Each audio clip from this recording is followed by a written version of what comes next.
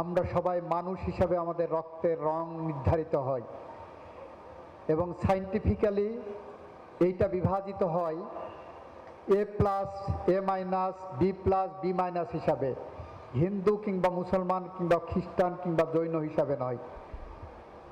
আমরা যারা বাংলাদেশে বসবাস করছি, আমরা যদি সবাইকে মানুষ হিসাবে করতে পারি, ট্রিট করতে পারি, তাহলেই কেবল এর থেকে মুক্তি সম্ভব। এবং আসেন সেই লক্ষ্য নিয়ে আমরা কাজ করি। দুর্গাপূজা আসলে বিশেষ নিরাপত্তার ব্যবস্থা করা হয় বা আহ্বান করা হয় আমাদেরকে বিশেষ নিরাপত্তার ব্যবস্থা করতে হবে। আমার প্রশ্ন হলো, কেন করতে হবে? কেন আপনাকে চাইতে হবে যে আমার জন্য বিশেষ নিরাপত্তা দেন? কই ঈদের নামাজের জন্য তো বিশেষ নিরাপত্তা চাইতে হয় না? তাহলে কেন দুর্গাপূজা পালন করতে হলে বিশেষ নিরাপত্তা চাইবেন বা আমি দেব? আমার বাংলাদেশের মানুষের সাংস্কৃতিক জগতের এই পরিবর্তনটা আনতে হবে যে আমরা মানুষ, ধর্ম যার যার, বিশ্বাস যার যার, উদযাপন সবার। সেই জায়গা যদি আমরা ধারণ করতে পারি, তাহলে আমরা এই বাংলাদেশে পরিবর্তন আনতে পারবো।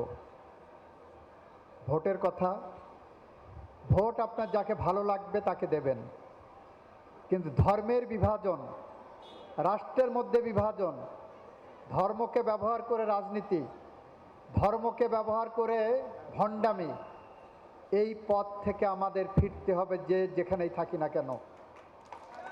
ইসলাম ধর্মকে ব্যবহার করবেন, ভণ্ডামি করবেন, কিংবা অন্য কোনো ধর্মকে ব্যবহার করবেন এবং সেই ধর্মের সুরসুরি দিয়ে ভোট নেবেন, এই পথ থেকে এসে আসেন জনগণের কল্যাণ এবং উন্নয়নে কাজ করি, যেখানে দুর্গা পূজায় বা বিশেষ পূজায় বিশেষ নিরাপত্তা আমার দেওয়ার প্রয়োজন নাই। সবাই নির্ভয়ে নিরাপত্তা, নিজের নিরাপত্তা নিজেই বোধ করবেন, সেরকম একটি পরিবেশ আসেন আমরা তৈরি করি।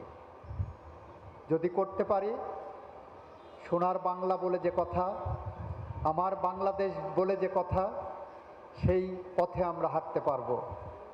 আমরা সুশাসন চাই, আমরা ন্যায্য অধিকার চাই, আমরা মানুষের অন্ন, বস্ত্র, বাসস্থান, শিক্ষা, চিকিৎসার মতো মানবাধিকারকে গুরুত্ব দিতে চাই, আমরা ধর্মীয় স্বাধীনতা চাই, আমরা শিক্ষার অধিকার চাই, আমরা চাই আপনি আপনার ধর্ম নির্ভয়ে পালন করুন।